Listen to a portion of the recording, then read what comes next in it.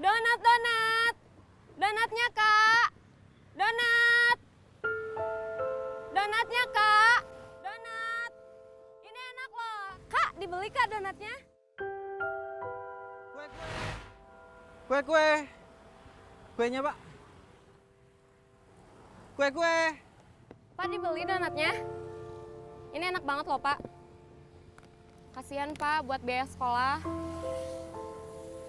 Kue. Gope, Bang. Biasa, buat bantu saya sekolah.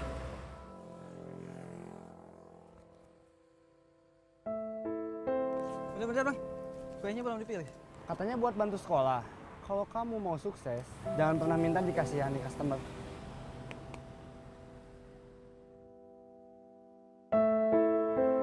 Tolong dibeli, Pak. Kita orang susah. Daripada Bapak kasih duitnya ke pedagang yang lebih kaya. Duduk, Nek. Gini, Nek. Kalau mau menjadi penjual yang sukses, kamu jangan pernah minta dikasihani pembeli. Tapi kan Bapak nggak pernah ngerasain susah kayak saya. Coba bilang. Saya dulu juga orang susah. Percis kayak kamu sekarang. Saya pernah putus sekolah karena nggak kuat bayar.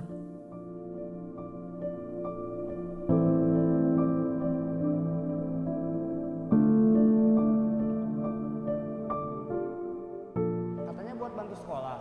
Kalau kamu mau sukses, jangan pernah minta dikasihani customer.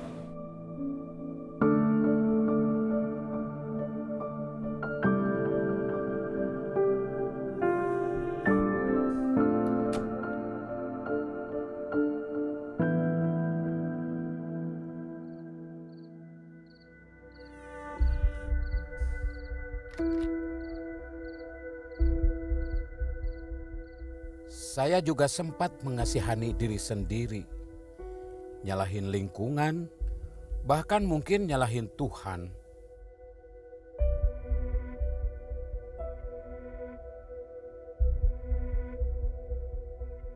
Tapi saya nggak mau nyerah sama keadaan. Dalam keadaan hampir putus asa, tiba-tiba saya ingat ayat yang bilang, tetapi carilah dahulu kerajaan Allah dan kebenarannya. Maka semua itu akan ditambahkan kepadamu.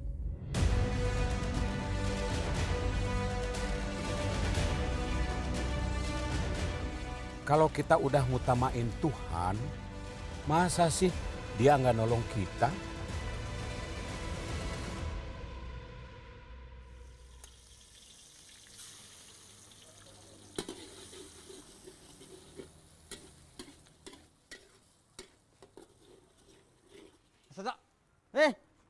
Kabarmu piye, Mo? Ayo. Tuhan izinkan saya bertemu kakak saya untuk belajar bisnis. Ini pasti enak nih, Mas. Di sana saya bukan mau nyari upah, tapi mau belajar. Saya juga nggak mau dikasihani kakak. Kakak juga tegas, kalau masakan saya nggak enak, ya tetap dibilang nggak enak. Masa belajar sama aku nggak bisa ngomong?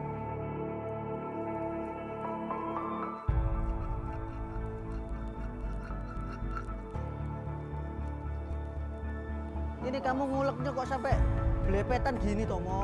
Sik. Nih, perhatiin, Mo.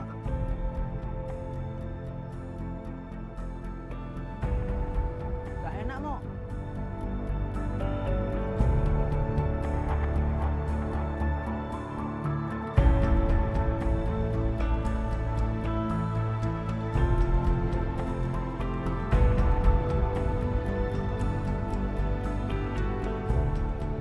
Warnanya udah pas, Mo.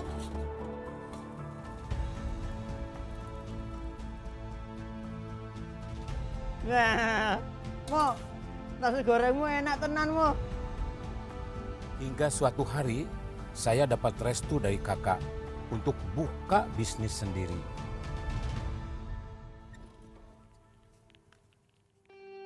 Akhirnya, saya berani buka warung nasi goreng saya sendiri.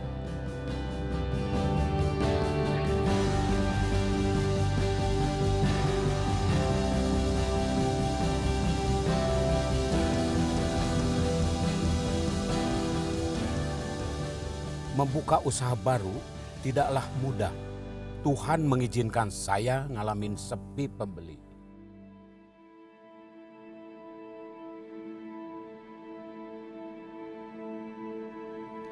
Tuhan, berkati hari ini ya. Amin. Tapi saya terus berdoa minta pertolongan Tuhan. Terkadang jawaban doa dari Tuhan terlihat lambat. Namun, walau sepertinya lambat, tapi pertolongan Tuhan tidak pernah terlambat. Cak. Cak, Oh, ya Bu. nasi gorengnya 1. Oke Bu. Siap.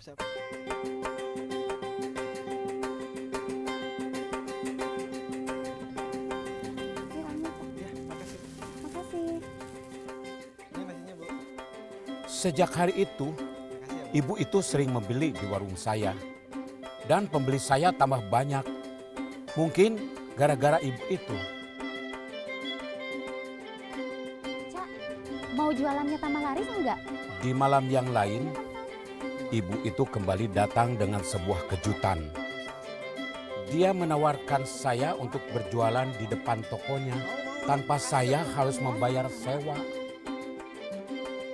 Akhirnya tawaran berjualan di emperan toko itu saya terima dan omset kami mulai meningkat. Bapak pemilik depot Cak Asmo. Boleh saya lanjutin ceritanya? Tantangan masih tetap bermunculan, tapi Tuhan bisa membimbing saya hingga saya bisa jadi seperti sekarang ini. Oh, jadi saya harus gimana Pak biar bisa jadi sukses kayak Bapak? Kalau kamu mau sukses, pertama, kamu harus percaya dan selalu ngandalin Tuhan.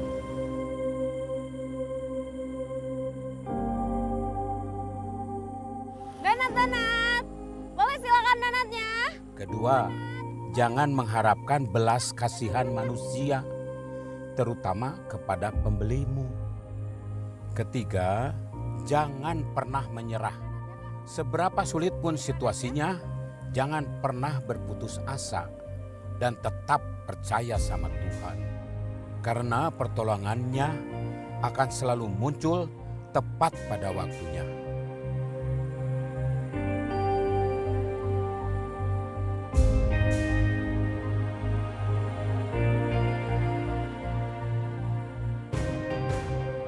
Dan Tuhan tidak pernah meninggalkan orang-orang yang terus berusaha.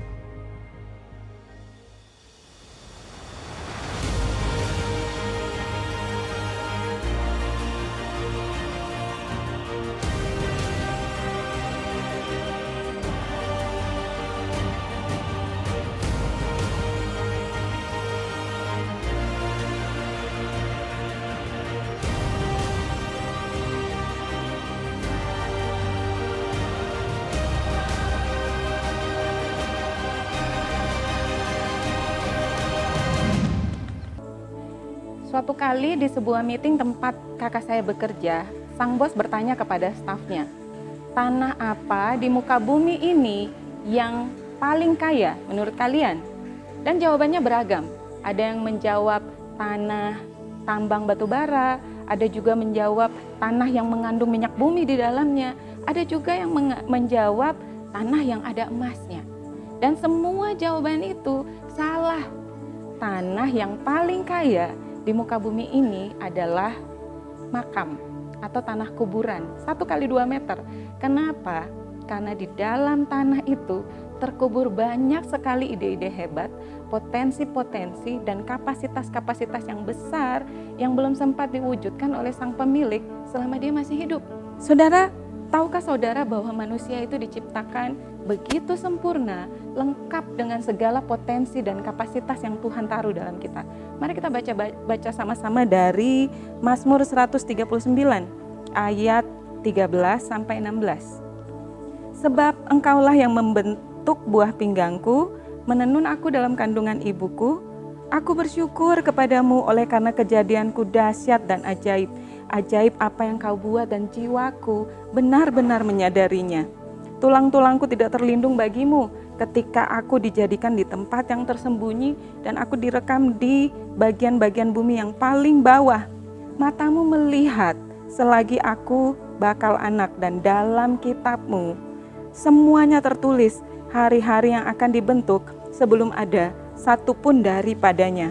Saudara, Alkitab berkata bahwa kejadian kita begitu dahsyat dan ajaib, dan mata Tuhan itu tertuju kepada kita. Tuhan sudah mendesain kita sedemikian rupa. Allah punya master plan atas hidup kita, blueprint, cetak biru atas hidup kita. Alkitab mencatat bahwa hidup kita tuh sudah tertulis di dalam buku-bukunya Tuhan, dan semuanya itu sudah direncanakan sebelum ada satu pun yang dimulai. Allah punya tujuan atas hidup saudara dan saya. Itu sebabnya Ia melengkapi kita dengan segala potensi dan kapasitas untuk melakukan kehendak Allah bagi hidup kita. Efesus 2 ayat 10 berkata, kita adalah ciptaan Allah dan melalui Kristus Yesus Allah membentuk kita supaya kita melakukan hal-hal yang baik yang sudah dipersiapkannya untuk kita.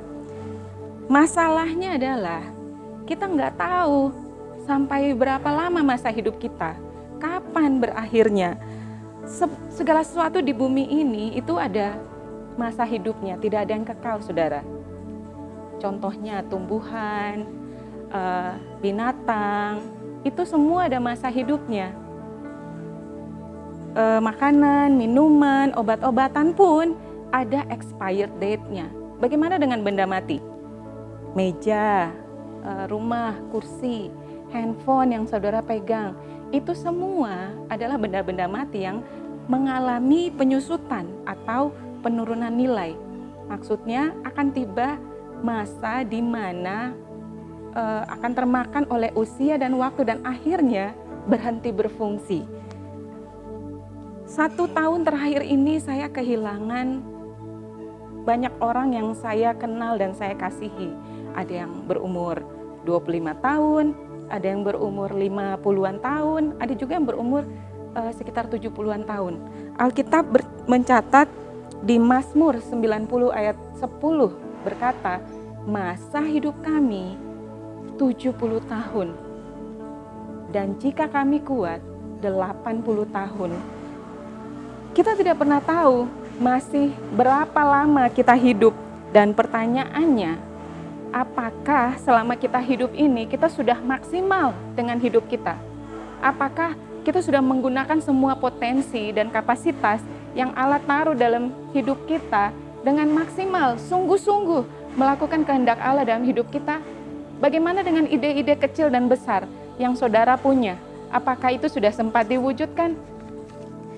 Jangan sampai kita mati tanpa mengosongkan semua potensi dan kapasitas yang Tuhan taruh dalam kita, dan akhirnya membawa serta semua ide-ide, potensi dan kapasitas itu bersama dengan kita ke dalam tanah di mana kita nanti akan dikuburkan. Mari kita belajar sama-sama dari teladan kita, Yesus Kristus. Alkitab mencatat bahwa masa hidup Tuhan Yesus itu kurang lebih 33,5 tahun, dan seluruh hidupnya Yesus melakukan kehendak Allah yang menggunakan semua potensi dan kapasitas yang Allah taruh dalam dirinya dalam wujudnya sebagai manusia. Yohanes 4 ayat 34 berkata, makananku ialah melakukan kehendak Allah dan menyelesaikannya. Kitab Injil adalah saksi bagaimana Yesus menggunakan semua potensi dan kapasitas yang Allah taruh dalam dirinya dalam wujudnya sebagai manusia. hitung saja berapa banyak orang yang disembuhkan, berapa banyak mujizat-mujizat yang Yesus lakukan, berapa banyak orang yang diajar oleh Yesus melalui khotbah-khotbahnya. Benar-benar hidup yang powerful. Yesus itu total, habis-habisan. Bahkan kematiannya pun Yesus melakukan kehendak Allah. Makanya Yesus bisa berkata di akhir hidupnya, setelah kurang lebih 3,5 tahun pelayanannya di bumi ini, Yesus bisa berkata, "It is finished." Sudah selesai, sudah rampung. Paulus juga begitu. Dia di akhir hidupnya yang maksimal, Paulus bisa berkata, "Aku telah menyelesaikan pertandingan iman dengan baik." Paulus meninggal dalam keadaan kosong. Pertanyaan untuk direnungkan yang pertama, apakah saudara sudah menemukan tujuan Allah untuk hidup saudara? Jika belum, mintalah, berdoalah, minta sama Tuhan supaya Tuhan meneguhkan panggilannya dalam hidup saudara dan saya. Pertanyaan yang kedua, jika saudara sudah menemukan panggilan Tuhan atas hidupmu, pertanyaannya, apakah saudara sudah mengerjakannya dengan sungguh-sungguh? Jika sudah, puji Tuhan, teruslah berjalan. Tapi jika belum, maka mulailah hari ini. Jangan pernah menunda. Apa yang saudara bisa lakukan hari ini, jangan ditunda sampai besok. Karena kita nggak bisa tahu apa yang akan terjadi, saudara. Kita nggak bisa hidup tanpa tujuan. Tahukah saudara berapa nilai diri Anda? Saya kasih tahu, nilai saudara dan saya itu mulia, lebih daripada emas, berharga, lebih daripada permata. Sebegitu mulia dan berharganya hidup kita, sampai Allah merelakan anaknya yang berharga untuk menebus saudara dan saya. Ingat, yang ditebus adalah saudara dan saya, bukan dosa-dosa kita, tapi kitanya yang ditebus. Terus dosanya diapain? Ya dihapuskan. Sekali lagi, jangan sia-siakan kematian Tuhan kita Yesus Kristus. Jangan menganggap remeh kasih-Nya yang besar. Jangan hidup sembarangan.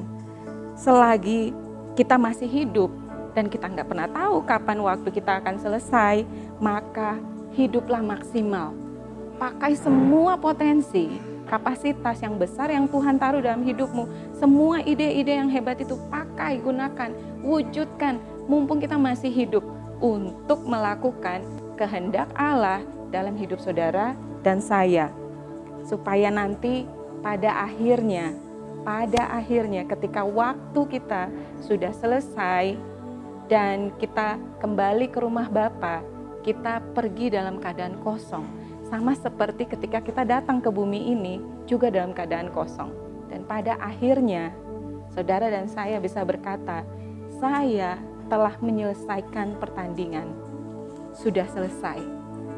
Mari kita berdoa.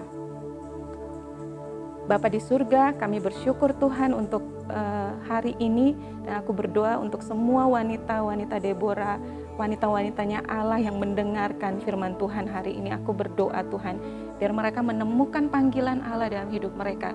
Dan aku berdoa Tuhan, beri keberanian Tuhan untuk mengerjakan dengan sungguh-sungguh panggilan Allah dalam hidup kami, supaya pada akhirnya nanti nama Tuhan dimuliakan dan kami benar-benar menjalani hidup yang maksimal di muka bumi ini Tuhan, selagi kami masih hidup, selagi masih ada waktu. Terima kasih Bapa yang baik, ke dalam tangan-Mu kami serahkan hidup kami, pakai kami Tuhan untuk membesarkan nama Tuhan.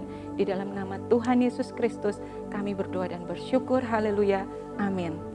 Tuhan Yesus memberkati.